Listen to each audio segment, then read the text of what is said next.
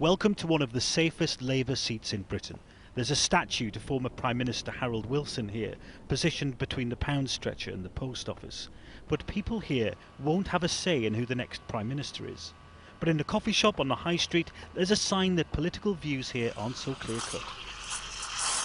Leslie and her brother Paul are having coffee. They used to vote Labour, but have been turned.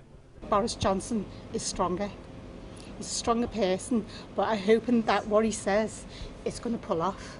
It's wrong that all the people don't have a say in the fact that who should be the next Prime Minister for the Tories, is wrong. And my vote will be for Johnson. Boris Johnson, yeah. Is he actually going to put action into it? Because that's where it's lacking in all the governments. Well, do you think he will? I don't know, it's hard to say. You're willing to put all of your faith in him? But I would put my faith in him just to test him to see how far he goes. Is it blind faith? I think it could be. Boris Johnson isn't so popular elsewhere in this city. Liverpool, he once wrote, is a self-pity city, referencing the grief displayed after Hillsborough. The elected mayor of Liverpool, Joe Anderson, is watching the leadership contest very closely.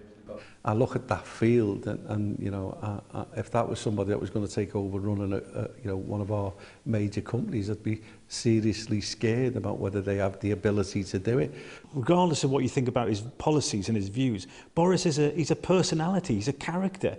People are craving that. That's something that your party hasn't currently got.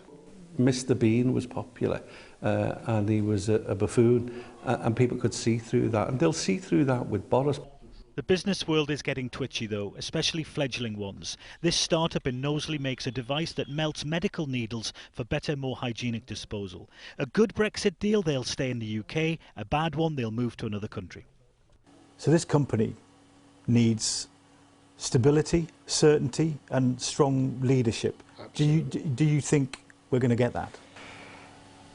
I don't trust any of the politicians. We have got what we've got, and I think they're too London-centric, but I just need someone to make a decision and say we're out, no deal, or we're out with a deal. But the limbo stage is no good. We can't plan while we don't know what's going on. If the Beatles represented anything, it was popularity.